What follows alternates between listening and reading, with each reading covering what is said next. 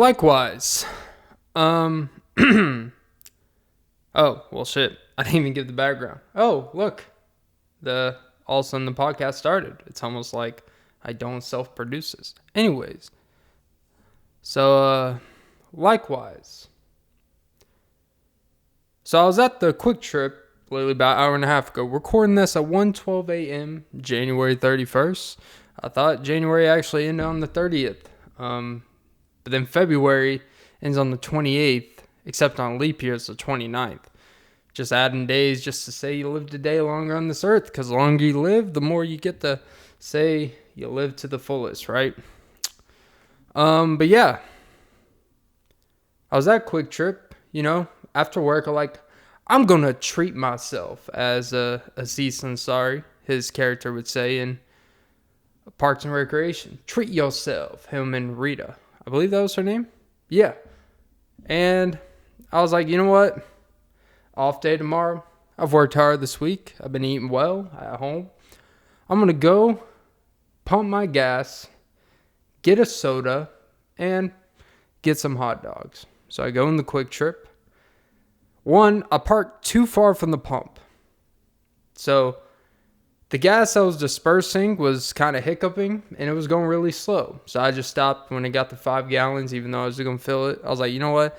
Because once you park and your keys out of the ignition, it's like, I can't readjust it. Too much pride. I got to play it off, fill it up another day. Cool. I was like, all right, fucked up that part. Walk inside.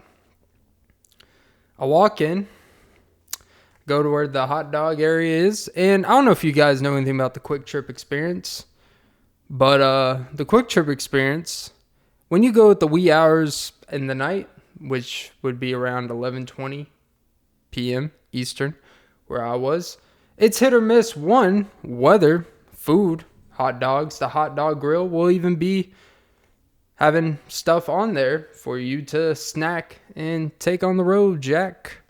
No more, no more, no more, no more. And even if it is there, there's more than a likely chance that it is, let's just say, not quality. It is stale. That it is old. And I'm not a everything's gotta be fresh type of dude, but, gotta have some standards when you're paying $3 for a couple dogs. But cool. Got my shit. Got my drink. Fast forward. I go to the register. It's this girl. I've seen her there before. She's a really nice individual.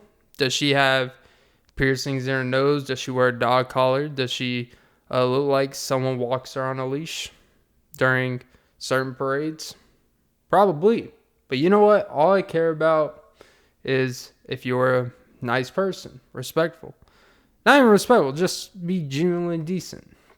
So I go, I go to the register. I even greet. Typically, I'm not a greeter. I'm like, how are you today? She said, I'm fine. You?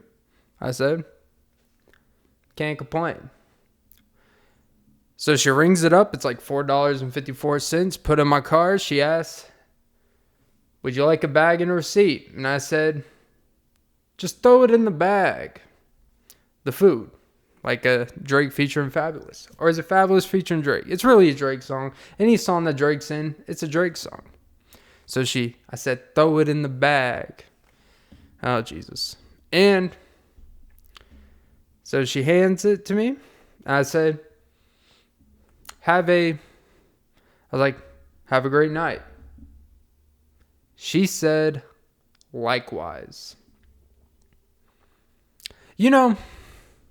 And I got in my car. Typically, when I get a response that's a little irritated, I just all right, I'll just go fuck myself mentally, and I drive home. But for some reason, I got in the car, and as I'm driving home, this is just sitting with me.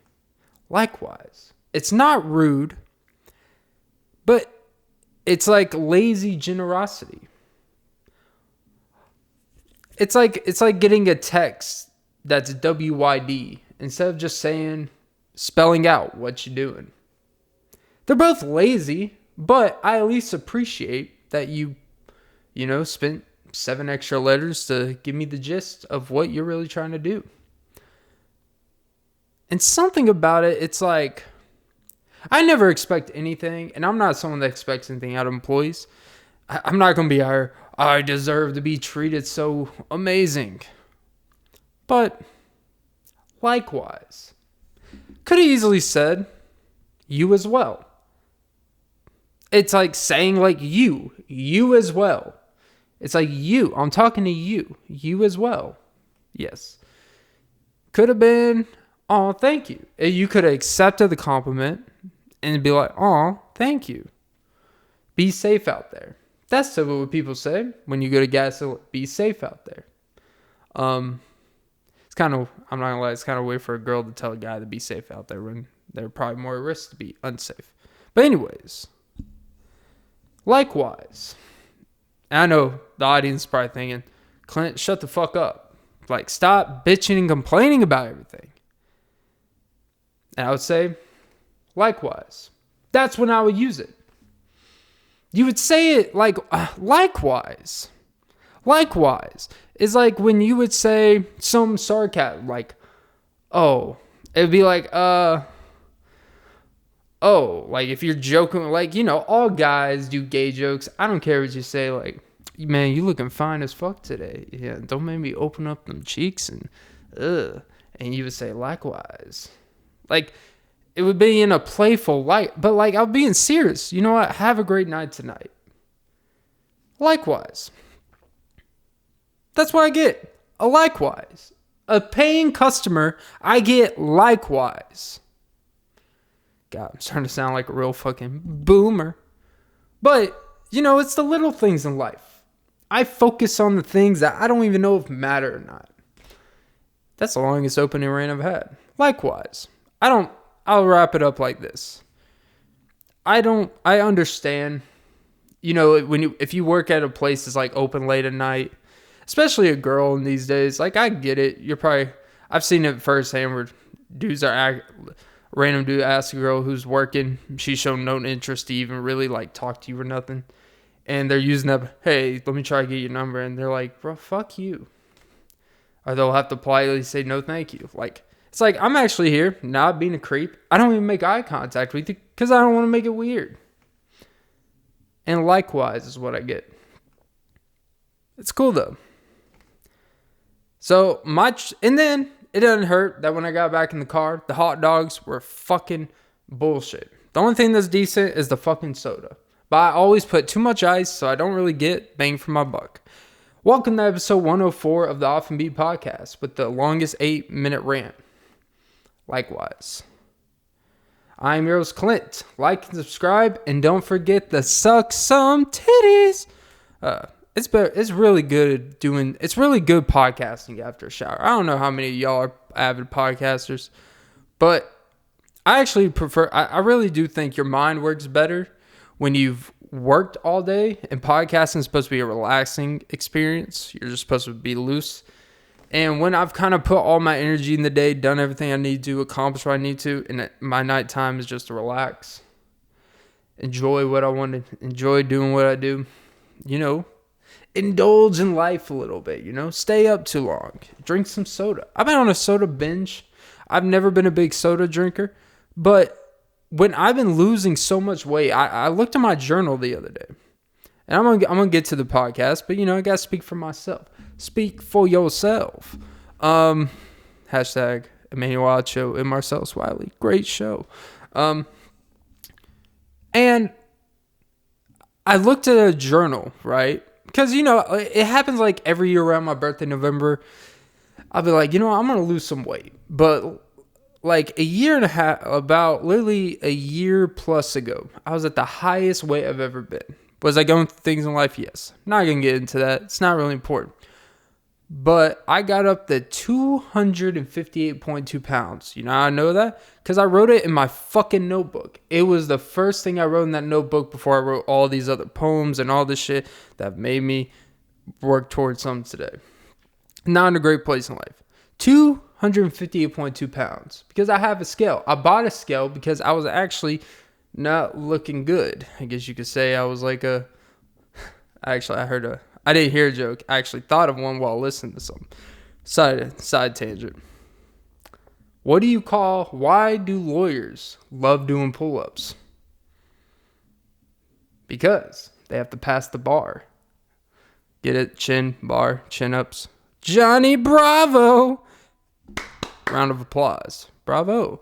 Anyways, but yeah, 258.2 pounds. Where am I at today? Below 220. I'm at 219. That is fucking 40 pounds. Is it all water weight? Is it all fat? Not by any means. Lost a little strength. It's cool though, because I feel great. Better habits, better everything. But, likewise, life is good. Life is good. Oh, side note. I got home.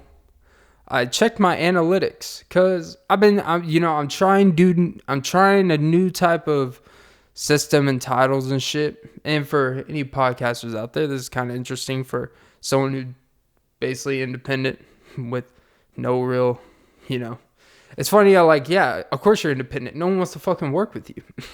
It's like, I'm independent. It's like, you acted like fucking Spotify offered you a $50 million deal. Fucking relax. You're independent because life has made you have to be independent. And then you can go the Joe Budden route and be independent and brag about being independent, but then also bitch about how you're always, you don't make any money from podcasts because you reinvest in all this shit. It's like, you know what? Should have accepted the $70 million deal from a corporation, where it sounds bad to accept a lot of money for corporations. You know what's also really good? Accepting a lot of money from corporations. Because you know what? All money comes from corporations. There's no such thing as clean money. Every money has dirty. Like, you think for the company you work for, you think because they offer you, it's like, I put it like this. Anytime a company pays you X amount, they could easily probably pay you 6 times more and make a profit. It's the fact that here's enough money for you to shut the fuck up and be grateful. And there we go. Like, when people talk, like, people wonder why actors get paid crazy amount of money, movie directors. It's like, because some of these films make close to $1 billion fucking dollars. These Avenger films, like, I don't even know if it's true, but like the Robert Downey Jr. making $70 million off Endgame. And it's not like it's the Iron Man movie where he's obviously kind of basically the main dude in the Avengers, if you really want to break it down. Oh, it's an ensemble cast. Everyone's connected. It's like, anytime there's an ensemble connected cast, everyone knows the pecking order. We can do the math. But yeah, he made a lot of fucking money. Thor, Chris Hemsworth probably made a lot of fucking money. I don't know the numbers. I don't deep dive. But it's interesting. It's like, oh, how... $80 million to be... It's like, that movie made like $2 billion worldwide. You damn fucking right. They're like, here's $80 million. Because you know what? They could have probably gave him like $200 million and still made the profit margins. But they're like, throw it in the bag, Robert. By the way, not insulting it. But hard, like, the amount of, like, quote unquote, hard labor and work doesn't necessarily equate to how much you make. It's literally just, what are the margins and all this shit. And I don't care about you business fucking experts who have your business entrepreneurship quotes and shit. But it's like, all right, instead of giving all this advice, can I just, hey, let me come work for you? It's like, well, we're not hiring. It's like, well, what's your business? It's like, put up quotes talking about business. It's like, oh, okay.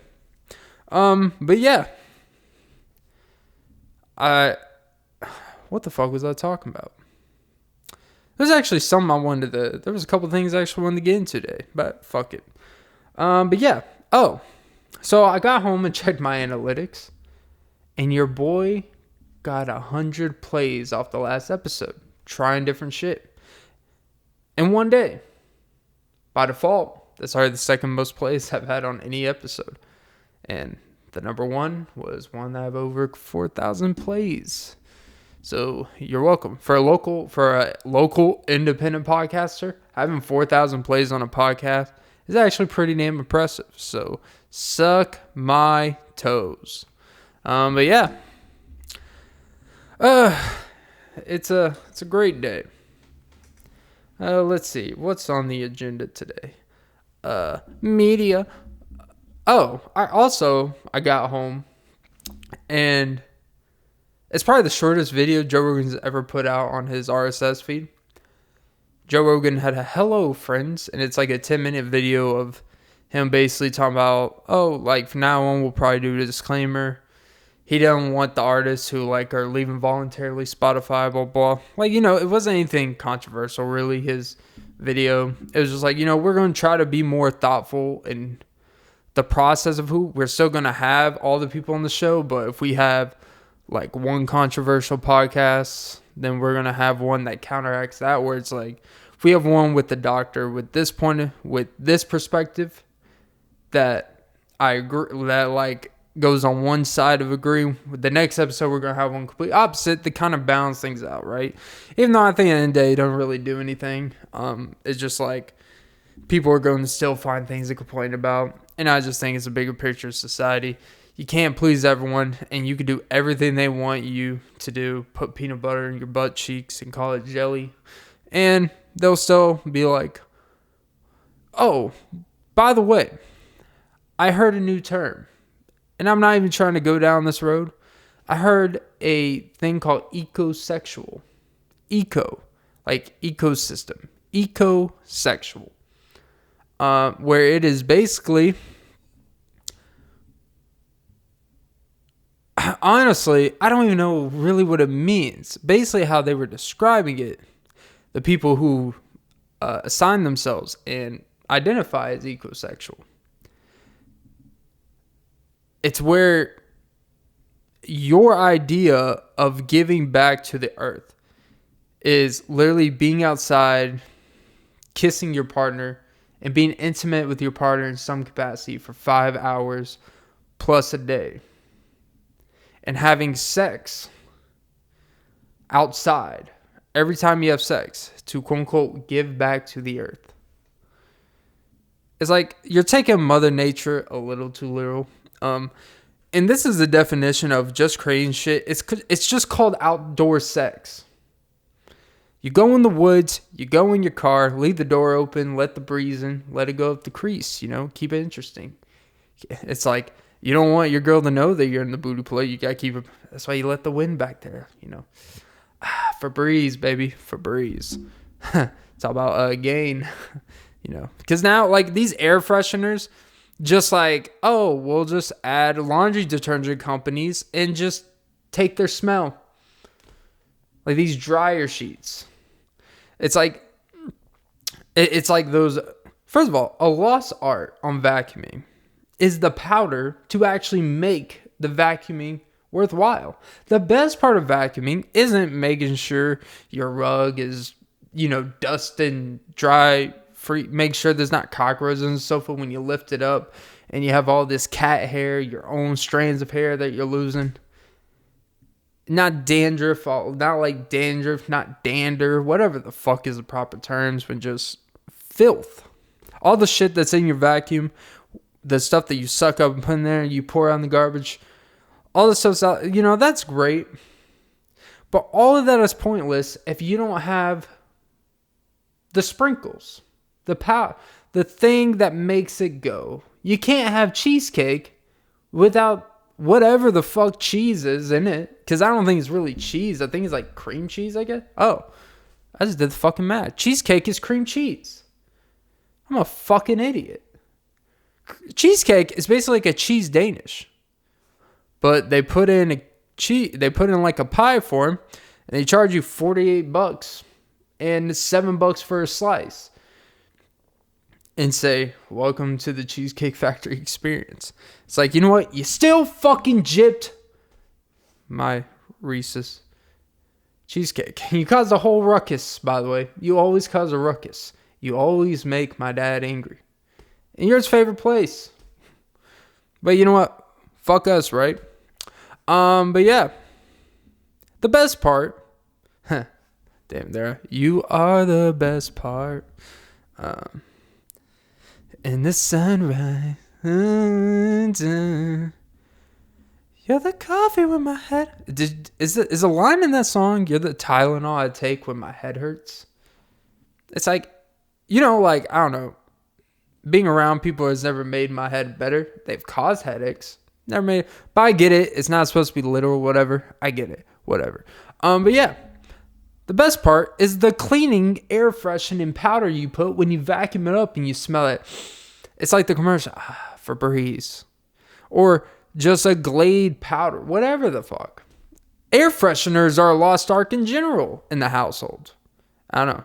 I think air fresheners are only used by, adults with kids, like mothers and fathers. Well, not really father. Mothers always plugging in essential oils, whatever the fuck that means. Scented candles. Yankee fucking candle. And, by the way, a Yankee candle, unpopular opinion. Nah, Jesus. It's starting to sound like one of those trendy, unpopular opinion. One of the most underrated stores. I know, you thought, as a man, I was going to say one of the most overrated. Because every time you get stuck going to the mall with your mother, you go to 3 spots. Yankee Candle, Bath & Body Works, and either JCPenney, Macy's, Sears, or all the above. I just consider the department stores all one fucking store. Because one, they always put it on the outside. They're like where 80% of people enter through. They don't want to park on the random side. And it's also easier to remember. Oh, we parked in front of the JCPenney. Oh, we parked in front of the Macy's. We parked in, like, it's just easier to remember. But cool. But yeah. But Yankee Candle. As a man, I mean, when you think about how first of all, when you think about how nasty it is, it's funny. I don't know what I haven't been in Yankee Candle since pandemic stuff or whatever, so I don't know the process.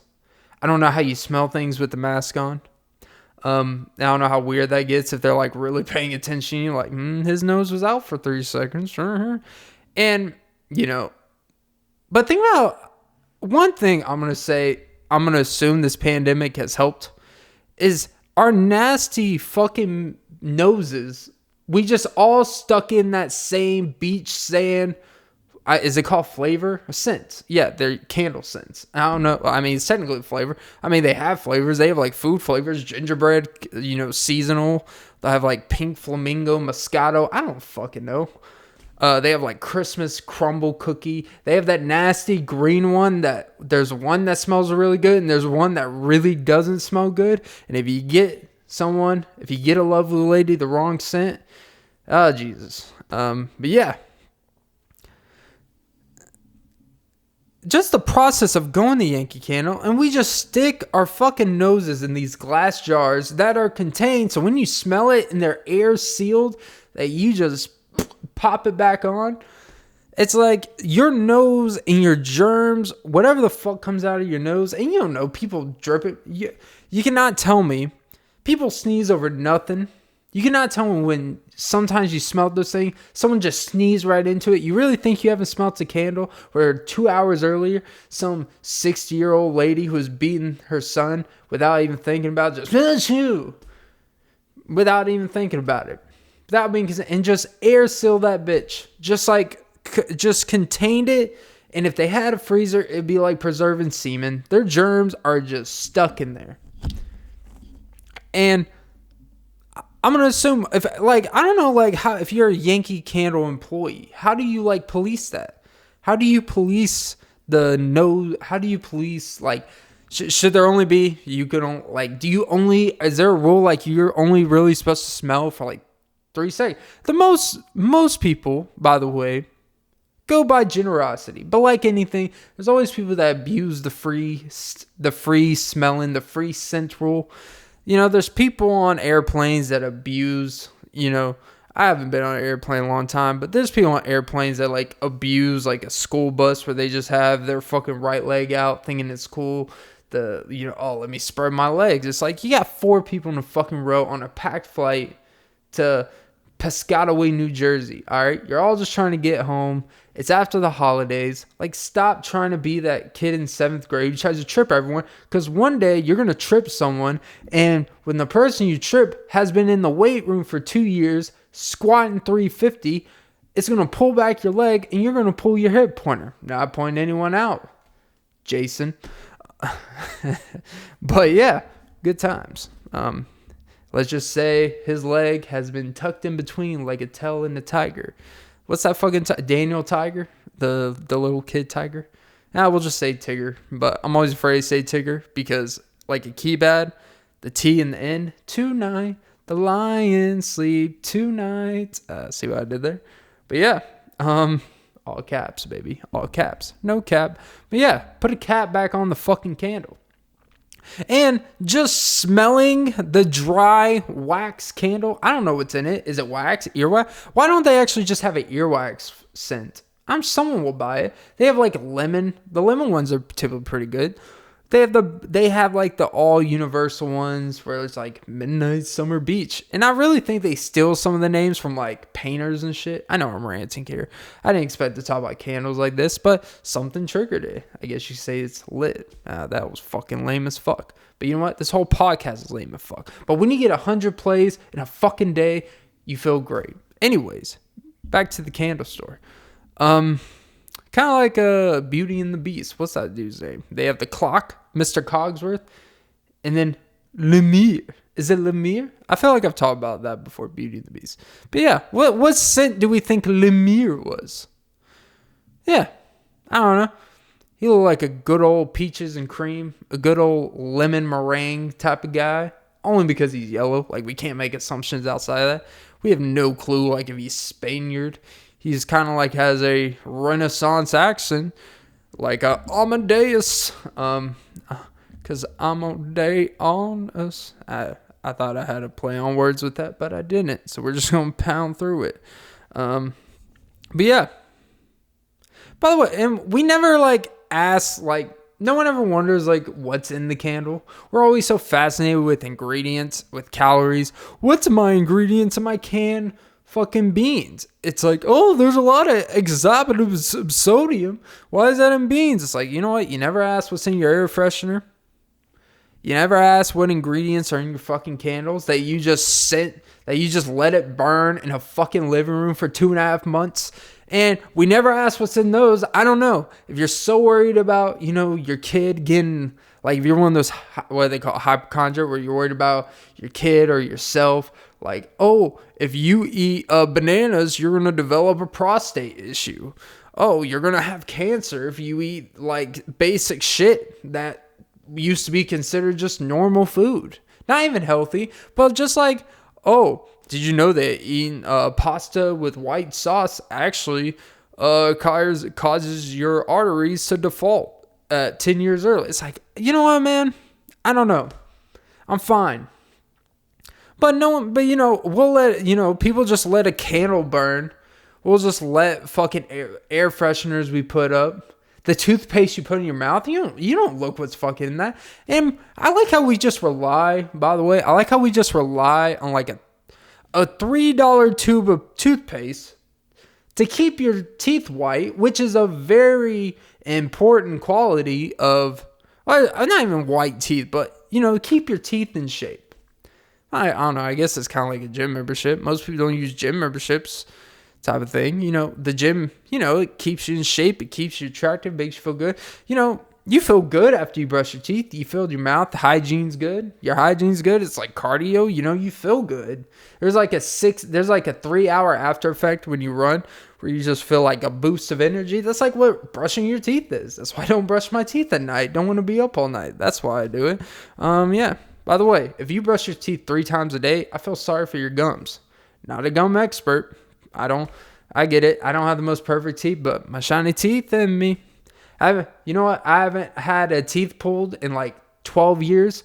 I haven't had a cavity. I haven't had gingivitis, whatever fucking enamel problems, pronamel, enamel. Once they stopped getting out the gift bags, I said, fuck you, dentist. And also, just didn't have insurance for anymore. But on top of that, and you don't have any of these problems when you don't go to the dentist. It's amazing. And by the way, none of my teeth hurt. I feel great. I have found something that works. But it's crazy how we just like, $3.20 tube that will last me maybe a month and a half. Because you know what? by the way, but I use every 2 weeks because I actually brought. It's like, no, you use too much toothpaste, and 70% of it you spit out in saliva into your sink, and you're just wasting toothpaste. So don't sit here, oh, well, you don't brush your teeth. Actually, I probably brush my teeth more times a day than you, but you just use way too much toothpaste, and it's a waste. You're a waste, man. But it's crazy we just rely on these. I'm not going to go with those crazy, because I honestly think those Crest Pronamel immune system, it's crazy. Like, now toothpaste affects your immune system. It's like, you're not really supposed to swallow it, but incidental swallowing is going to happen. So I guess you don't want your toothpaste to kill you. They also used to say that swallowing gum would just have it sit in your fucking stomach and you would just die eventually. It would just sit there and you would never shit it out. I'm like, anything you put in your body will eventually shit out. Some will take longer than others. Some will hurt more than others. Some will come out a lot easier. All right. If it doesn't kill you, you'll poop it out. It's not the end of the world. All right. But anyways, we just we just go to the grocery store and we find our brand. I used to use Aquafresh because they have this orange creamsicle flavor.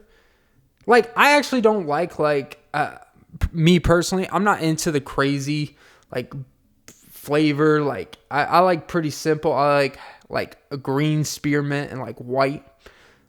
Just total, it'll be I'll get the basic Crest total cavity protection, where it's just in a white box and an orange label. It's crazy. I will not buy it's weird. How can you buy Arm & Hammer toothpaste and not associate with the baking soda? And I don't even know what baking soda is really for. I think it's you can use it in laundry, but you could cook with it. I don't think that's a good combination. But then, it's great. Arm & Hammer makes toothpaste and stuff for laundry detergent that you put on your clothes. But then you're wondering why kids were eating Tide Pods for 1.5 years. Big craze. I like how they just think they put a seal on it and now kids are it's like, look, man, that's not why kids stop eating it. It's just because kids are like, oh, we're dying from this. And you know what? Kids don't want to die. Kids do stupid things and may die by doing stupid things. But when you have 2 friends die in a year-long span, you're like, maybe I don't do that. But yeah, anyways, kids are smart. But yeah, these two, the toothpaste, man. We just buy these $3 tubes. Think about it. If you use a tube a month, that's $36. $36 a year of brushing your teeth pretty correctly, we'll just say. And these dentists want you to come for a visit every 6 months. But it's crazy how these toothpaste, they work wonders, but they're only $3. You would think, honestly, and I'm not trying to get the market price jacked up because I like my cheap toothpaste and I think toothpaste should be affordable. But honestly, if toothpaste were $30 a tube, what are you going to do? Not buy it? Let's talk about need and demand type of shit. We saw what happened with the toilet paper thing. People couldn't wipe their ass and they started losing their shit. No pun intended. But what if toothpaste had a shortage? You're all going to go around with bad breath, dental hygiene. You get sick more. It's a real thing. But what the fuck do I know? It's crazy but no one questions what the fuck's in toothpaste. I bet you 90% of you couldn't name 2 things in toothpaste. All I know is that there's a form of gum in it, which is weird. But yeah, I don't know. Just something to think about. Candles, toothpaste. Oh yeah, candle. We just let it burn in a room for 3 months. Kids walking around there. You're watching The Price is Right. You're watching whatever your kids watch. I don't fucking know. I don't know what families watch these days because there's not really any family television shows that are worth a damn. I honestly don't think there's no show that the whole family gets around for these days. And not just because of streaming and television, but I don't think there's really any shows that actually appeals to a whole family. It's kind of you can't be a 12-year-old watching Game of Thrones with your mother. There's a lot of incest, a lot of sex. And there's no real sitcoms that are family friendly and interesting. When you think about kids movies, Pixar movies and Disney movies, they always throw innuendos in there that are jokes. Shrek is the greatest fucking example of a lot of adult humor in a kids movie that they can get away with it because kids won't catch it. And Madagascar. Oh, sugar honey iced tea. The parents are laughing. The kids are like, what are you laughing about? The kids are laughing. Oh, Marty's in slow motion. Alex is chasing him. And the parents are laughing like, oh shit. Literally. And it's the stuff that's for the children and for the parents. Like The Incredibles. There's a few jokes in there that are a little bit They always throw shit in there. Nowadays, it's either so uber kid friendly or it's so the opposite. There's no like real humor. There's no like real like kind of dramatic TV show where a kid has interest in following and their dad or their mom can sit there and enjoy it with them. Like, nah, someone is sacrificing their good time for this shit. And maybe they're just like, anything I do with my child, anything I do with my brother, that's all that matters. It's like, yeah, you know what? You also like doing things with people that you at least partially enjoy, get something out of it. And by the way, there's no like weirder or lesser feeling. Not lesser, because it's going to sound weird to say. But have you ever like gone into, let's say you went to go see a movie with someone, right? And you think like, man, I can't wait to show this person this movie. But you know they don't really want to see it. And then you go see the movie. And you hated the movie. You didn't like it. But then they enjoyed it. Like, I love them. You're like, you liked it. They got everything wrong. It didn't match with the comic books. But yeah. Like, it's weird when you go into something thinking, I know I'm going to enjoy this most. And I appreciate the fact that they just want to be there with me. Because they love me. She's in love with who I am. Just not when I'm a douchebag and tell her.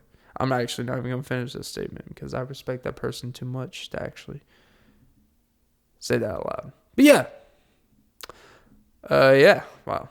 Clint really took a James and the Giants peach in the face on that one.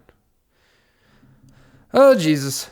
Oh, also, isn't it weird how there just used to be, I don't know if you guys remember, it used to be on VHS, and I tried to find it. There used to be McDonald's full production movies. They used to be fire. Like, it would be like, I remember vividly, and I don't remember if it was like a TV show or movies, a bunch of TV, I don't fucking know. They kind of disappeared from the ether. Is it ether or ether? I don't know. Let's ask Remy Ma. Yeah. Well, she did the diss track towards Nicki, but the original ether was like Tupac, I believe. See, I'm not a rap aficionado. I'm a fucking idiot when it comes to that stuff. I'm not a historian. Like I said previous pod, I'm not a music historian. But yeah.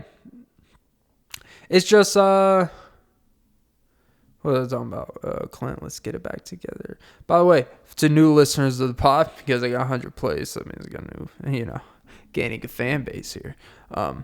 This happens, I lose track, and I either hop back on, I either find it like talking to myself, run it back, and I start, and then I find it. I'm talking to myself, I'm figuring this out, or I end up just, fuck it, and I just move on to something completely different, but like, those fucking cunts at Jason's Deli. And, some weird shit like that. Likewise, Clint. Yeah. That's definitely going to be the name of this. Likewise. Probably not. But anyways. Yeah. There's really no like TV or shows like that. Like for example, even stuff that's like kid friendly, but it's not some kids would enjoy. Like The Office is not some like a 12-year-old or a 13-year-old is going to sit there. I mean, you could find the exception. I get it. My 13-year-old stepsister likes it. It's like, all right, fine. You found the example. It's because it's actually not for loners. And by the way, The Office, just because it's awkwardly paced and it's comedically genius, whatever. And Community is basically like, and by knockoff, it's a compliment because it's the same style. And Parks and Recreation, similar style. And there's other shows that are kind of doing it that I don't give a fuck to watch. I think Arrested Development's one of those shows that kind of does a shaky camera, feels mockumentary-ish, whatever. But just because some is awkwardly paced and there's gaps of silence and pauses, that doesn't mean it's necessarily for like quote unquote awkward people. And as someone who is one, I think I can speak for this.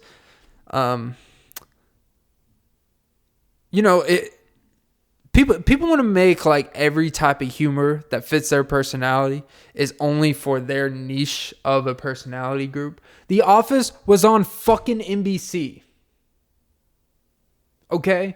It was not on some IFC network. It was not on some Sundance channel. It was not on the extra channels that you get on DirecTV because you get all these extra fucking channels. And you like the freeform television. It was not on ABC Family second channel. It was on fucking NBC. But was it as big at the time? No. It took a few years for it to get going, but it really started taking off in streaming, right? Like anything. Like, I'll be honest, like when I was in middle and high school, I used to always see commercials from it. And I would be like, nothing about the commercials, nothing about it. And they would advertise it a lot because they'd be watching other shows or whatever. I never cared for that. I never cared. 30 Rock's another type of one of those shows. Even though 30 Rock's not really an awkwardly paced show. But it's definitely a little bit... It's definitely kind of the freaking Tina Fey's character. You know, it's supposed to be basically like a nerdy girl type of shit in the city. Like type of stuff. It's basically... Well, I never saw Sex in the City. But apparently they're dying on Pelotons. Well, actually that's the show Billions. But the dude who played the dude on Sex in the City, who's getting accused of harassment and misconduct with a woman on a show called Sex in the City. Kind of the irony there. But apparently, he dies on a Peloton in the show Billions. I found that, and then Peloton suing Billions. You see, this is the show. I just ramble. What's ever going in my head. Shit that I've seen. Every time I turn on the camera, anytime I turn on the camera, I literally, 9 times, I don't even know what I'm going to start out with. And then it just goes. And somehow, here we are. People dying on Pelotons. So if that's your excuse for not wanting to do cardio or getting a Peloton, be my guest. All right? But cardio does help you live longer. So don't use a TV show and people who have died on Pelotons and treadmills. Because how many people, like, think about it, how many people have actually died on the treadmill? How many people have actually died running? Of course people have had heart attacks. Of course people, but they didn't die because they ran. They died because shit was already fucked up, and running 12 miles is not going to help when you drink a shitload of alcohol, soda, consume a lot of bad food, and even if you take care of yourself, there's already preconceived conditions and stuff, comorbidities, but whatever. And when you do extreme things, activities, stress things, it exposes what is already, I don't even want to say weak, but it exposes what's already at risk or vulnerable, we should say. Because we all got weak things in our body. Even Michael Jordan has weak things. I mean, he had the flu, even though really he was just hungover. And by the way, a lot of by the ways in this episode. The episode's how it should be. By the way, this, and I don't like to, because I feel like Skip Bayless and them do the shit enough with LeBron versus Michael. It's like, honestly, who fucking cares? If you actually set time to set a 20-minute debate for who's better, Michael or LeBron, who fucking cares? But anyways, let's go to a kind of, I really think and this isn't a complete new take, but I'm going to kind of give a little different type of point of view. But the legend that Michael Jordan has built off what he did, and the personality he has adopted to the people, and this was before The Last Dance, but The Last Dance has definitely like freaking stroked his dick for everyone now. Like, if you thought my dick was big then, making a 10-part series. And I will give him credit. People say it's his point of view. He made it where it made him the hero and everything. He also made himself look like a jackass. And he was. And you know what?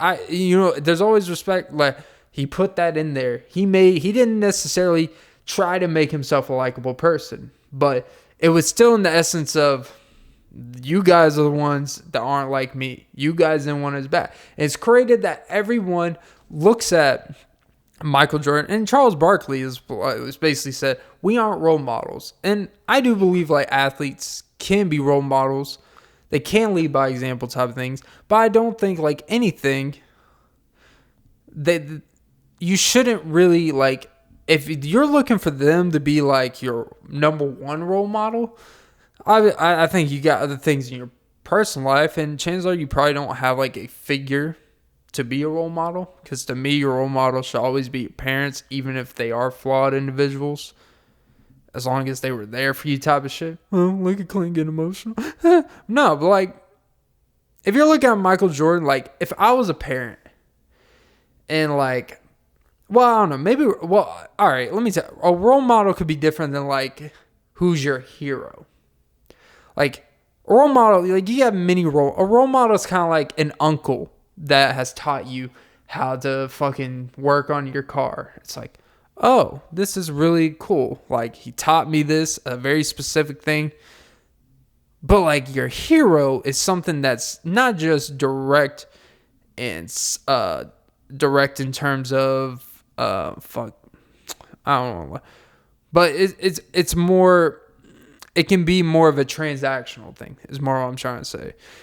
Where a hero is a morality with emotion, with feeling, to where when your hero dies, you're probably going to ball up, cry, not be the same for a long time. That's not a role model, like an athlete dying. It's sad, but let's be honest, like even the biggest Kobe Bryant fans, you're not laying in your bed 2 months later.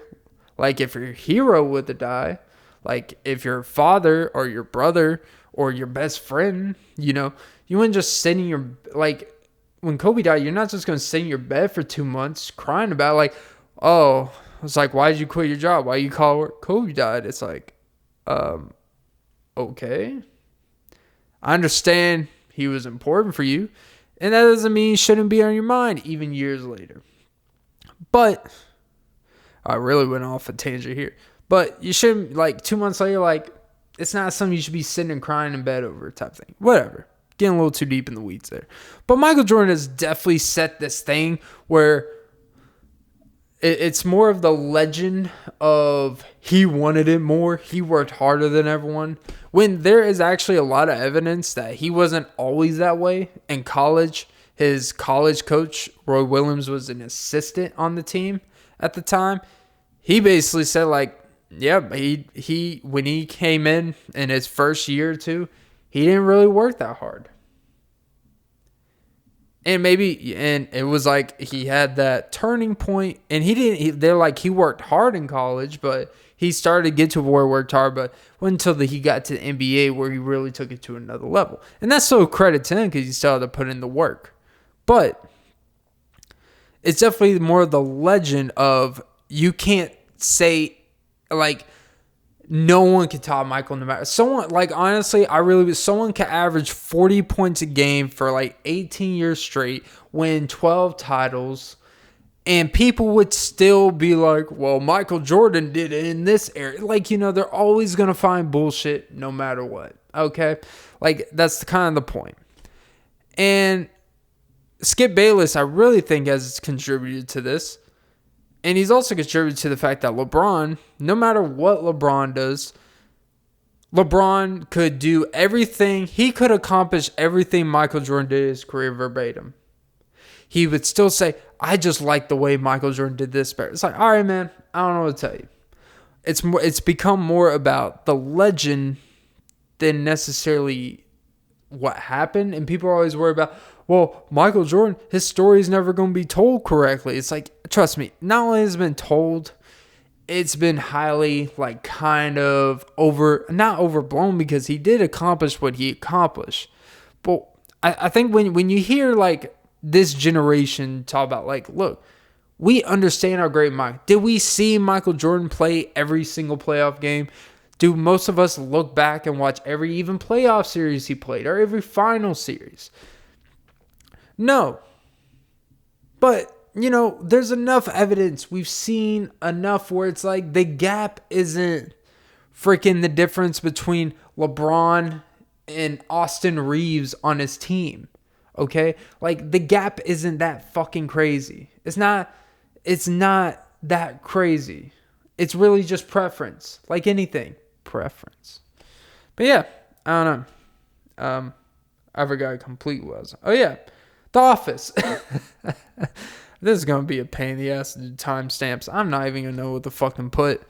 This is the hard part about doing timestamps. Is like, I remember I was doing a previous video and I was talking about my 3 days grace thing. And then I talked about something else. And then I brought it back to 3 days grace. And I was like, I can't just put 3 days grace again. Clint comes back to 3 days grace. I was just like phases and the essence of it. But yeah, awkward, it was on, The Office was on NBC. 30 Rock was on NBC. Community was on NBC. Modern Family, that does a similar type of thing. By the way, I learned a cool fact about Modern Family. Modern Family, the actual, the people in the pilot, this is kind of like behind the documentary. Not behind, but, behind the scenes, is that the people behind the camera were supposed to be more of an integral, were actually supposed to be like a main character, an integral part of the actual thing. And then they did the pilot and they're like, actually, this is kind of annoying. People interrupting family about the day. Like, they know, we know the camera's there and they acknowledge it once in a while. Like, they do the interview stuff, like in the show, we get what's happening. The people behind the scenes, and they try to make where, the people behind the camera in the show, not literally people behind the camera of the camera recording the show, people behind the camera of the actual camera recording them while they're probably holding fake cameras. You get what I'm saying? But, the people behind the cameras were supposed to be more integral part of the dialogue and the scenes and stuff. And thank God they changed that, because that would have been an annoying fucking show. It would have honestly been unnecessary. And I'm not someone to say anything in this show is unnecessary. What I am saying is not my cup of tea. Kermit. By the way, the Muppets, they had a brief run in the mid 2000s, I believe, on ABC. And I actually enjoyed the show. And after a year, I think they just stopped it, which was disappointing. And I've actually never seen the recent Muppet movies. I'm afraid to. The Muppets mean too much to me. But yeah. People make it The Office is this, they were on one of the 4 biggest cable networks. They were on the same network that the biggest sitcom, damn, I wish I was one of my friends. Friends was on NBC. Seinfeld was on NBC. The two of 4 biggest sitcoms ever. And you're going to sit here and be like, The Office was underlooked. They did 9 seasons. They should have stopped at 7.5, but they did 9 seasons. We need to stop, in The Office history, even though it's literally right there. It's not only recent history, it's literally data right fucking there. You can look up the numbers they were getting, I believe. You can look up how many viewers and listeners they were getting as the seasons go on, as the show grew. And people may go The Office was this underdog story. Underdog. By the way, highly disappointed movie in time. I'm pretty sure if I watch it now, would not age well. Probably a lot of cool jokes. But yeah. Anyways. But we can't say something was a film noir, whatever the fuck that means. We can't say something was if you on Netflix, they'll put 3 key terms that describe a movie or show. They'll be understated. It'll be it was on ABC.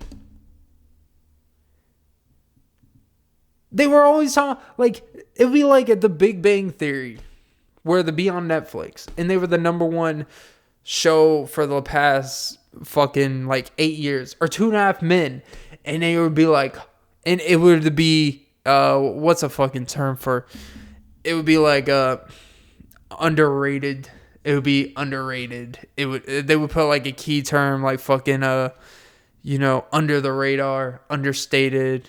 I already said understated, but you get the point. It's like blow me.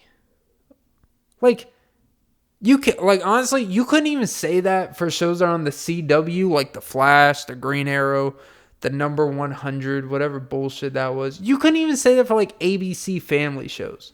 You couldn't sit there. Like, you're on a major network. Even if you're on a step cousin, which is ABC Family of ABC, it's like, fine. You didn't get the 8:30 spot on Wednesday instead of Ugly Betty. All right. You got the 7:30 after the reunited Sabrina and the Teenage Witch.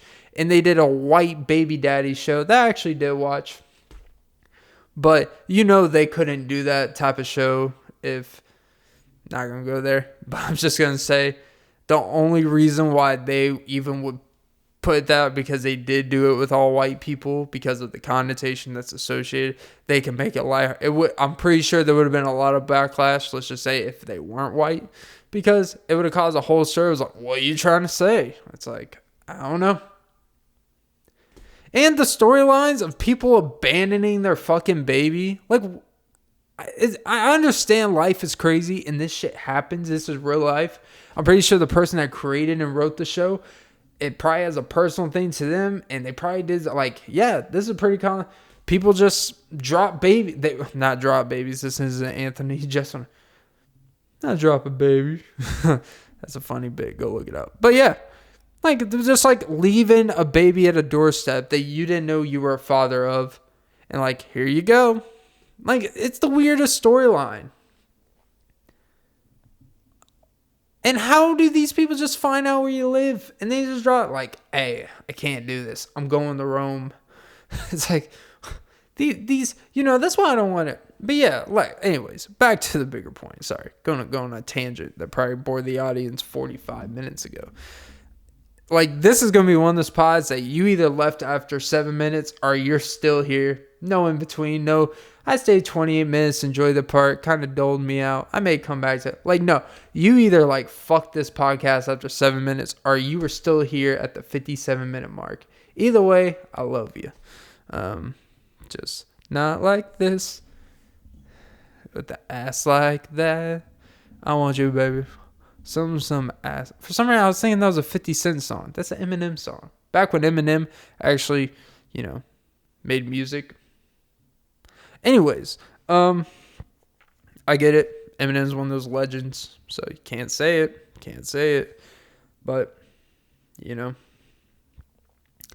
it's a definition of you could technically be better at your craft, but you actually get worse at your job. As weird as that sounds, I really think that's what Eminem has become. He's become so good at his craft, like technical rapping, mastering different flows, and I'm not a Eminem expert. Like, I don't really listen to Eminem's music, but he has the big hits in the past decade. Any song he's featured with fucking like Rihanna or some shit, and then he has like Rap God, where the whole essence of the song is just how fast he's speaking. And yes, does he say some shit in there? Yes. But he also just says a lot of nothing too. And I'm not shitting on him for that because it's really impressive to do that. Then he has like other songs, like basically MGK had to come out. It's like MGK had to diss him for him to say some shit. And he spent a lot of time and effort in that. But I'm not going to go because I like Eminem, obviously. Just don't lose yourself in this pod. Lose yourself in the music. By the way, this song, I actually get annoyed by it now.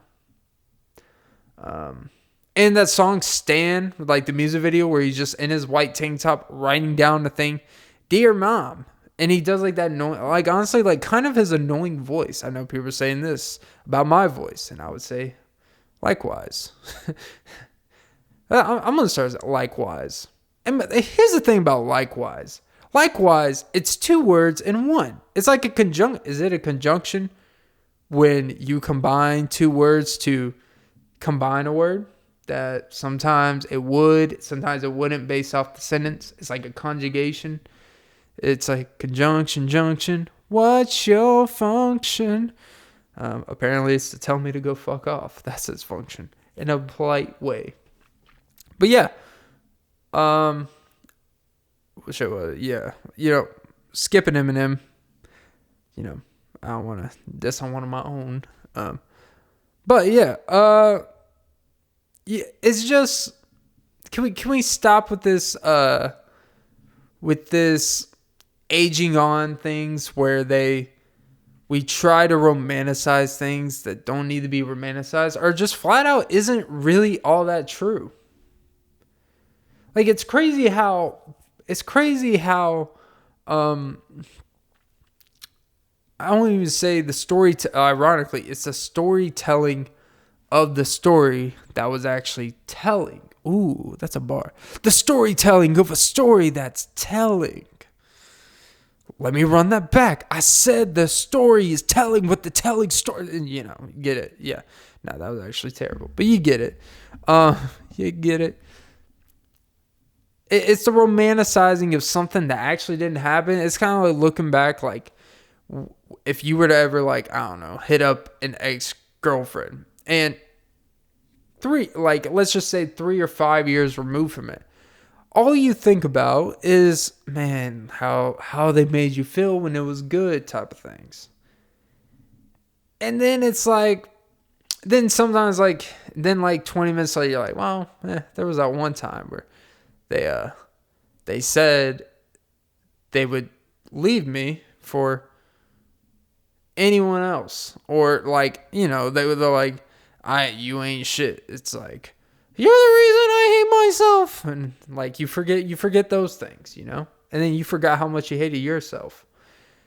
But it's the idea is fun. It's the story that you've told in your head that, man, it's always that one. And I was talking with a friend kind of about this. I'm not gonna get too deep in the conversation for personal reasons for them and other, but basically we were talking about our one, because everyone has the one that got away. Fuck you, Katy Perry.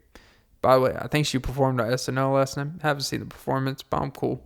All I know, unless it's I Kissed a Girl, I don't want to see it. But or What Happens in Vegas, pretty underrated music video. But there's always the one that got away type of thing, and you beat yourself up a lot for it, because the reason why they're the one that got away is because chances are you look back like, wow, I was heavily immature. I was this, you try to take the self-accountability route, which sounds great in theory.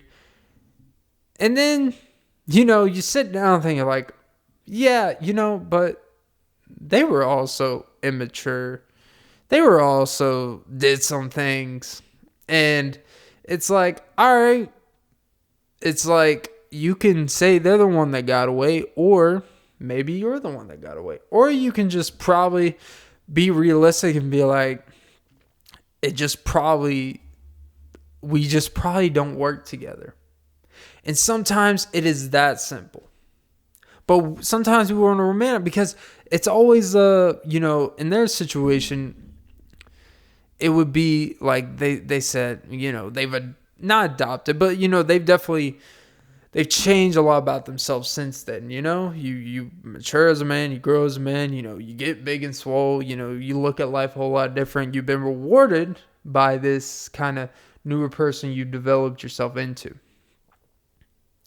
And then what if that person, the one that got away, hit you up? Well, you would like to say, nah, I'm good. Fuck that bitch. Or, it doesn't even matter how or not even fuck, because even if it didn't end that badly, you really look back and like, you know what? I was kind of a jackass. They were this, but you know what?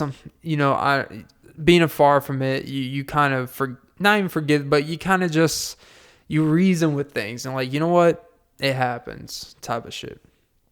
People don't mesh together. People wrong times in life. And then there's like that percentage that they hit you. You're like, it's that percentage of what they say. Hey, I'd just like to meet up and hang with you. There's a percentage you'd be like, I'm good. I respect myself too much. I've removed myself. I moved on in my life. I don't believe in going back to things, especially when you remember that they weren't always that great, but you want to romanticize the good parts. But I guess it's like human nature where there's like a percentage of you that always can play the what if game. That can always play, you can always play the gymnastics in your head like, maybe we're both different now. Maybe we're both more mature. Maybe things that matter us then don't now, and vice versa, and our benefit. And I think we'd be great. I'm going to complete. Or it could be exactly like before. It could be. I'm not saying that it's not possible for two people to be together and then break up, then years later reunite and pick up where they left off and then get married and live a happy life. But I'm saying typically never really happens. And anyone in your inner circle, inner life, I want to say most people have gone back with an ex, and typically the second time ends way worse than whatever the first time. Because at least the first time, you're left with a little, you're left with a little less, you're left with a little meat on the bone, no pun intended. You're left with a little something like a cliffhanger, because you didn't even get to a certain point to see what it was, ended off a bunch of immaturity, whatever your reason is. But that second time, when it doesn't work, typically you both are actually trying really hard. And that's kind of the problem, is that people try too hard to make it right. And you may start making up for insecurities and flaws that you had at the time and think you got to go overboard. And they may feel something. And honestly, depending on what the fuck you guys are holding against each other, typically you probably didn't get over it. And you probably, it's really hard when people do specific, there's certain actions that can be technically forgivable, where they can still be in your life in a capacity. But when they look at you, a percentage, no matter what you do, that thing will always stick out in their mind. Because I believe that the thing we remember the very best moment and the very worst moment. And it's kind of like a sports theory. You should never judge. You do not assess a player based on their very best year, their career year, or their very worst year. It's all the years in between, the consistency. And to me, I believe, my personal belief, which I don't think it's really, I'm not really going out on a stretcher here. I think more of what it's the consistency of everything in between that matters most. What do you want a day where, do you want to be around someone when you're not doing anything special? Do you want to just be around someone? Do you just enjoy that person's presence, even if it involves doing simply not really anything? Anyone can enjoy being with someone when you're going to a concert, getting on Molly and shit. Anyone can enjoy that. Anyone can enjoy being around people when you're getting drunk all the time, getting high, doing whatever bullshit, grinding on your sister's coochie. But can you enjoy someone when you are talking about, when you just randomly pop a question and be like, can you hold your pee and poop? That's a little cliffhanger from the last episode. Can you talk to someone like that and they'll be like, never thought about that. It's the simple things in life we forget. And that is episode 104 of the Off and Beat podcast. I like this episode. But anytime I like an episode while I'm doing it, I actually don't like it when I actually have to listen to the timestamp. So let me know. Let's give this one 100 plus listens in the first day. All right, guys, subscribe, and suck some titties. Episode 104 of the Off and Beat podcast. Enjoy your day for your daily show. Not Trevor Noah, not Jon Stewart, not Stephen Colbert. Even though he technically does a Tonight Show, which I guess is technically Tonight Show. I do it like, well, I don't know. Their shows ended like 2 hours. I'm more like, I do it around the time like Carson Daly used to do it.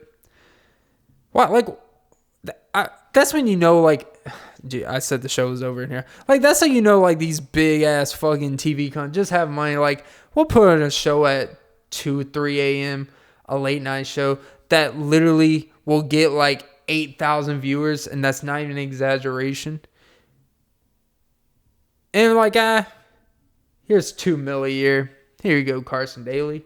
And he's leveraged that into a bigger, now he's, like, on Today's Show and shit. Like, well, in the same network, but like, hey man, if we're gonna be paying you this money, can you actually like contribute to shit that people actually kind of watch? And I'm not shitting on the fact, respect to him for even having a show.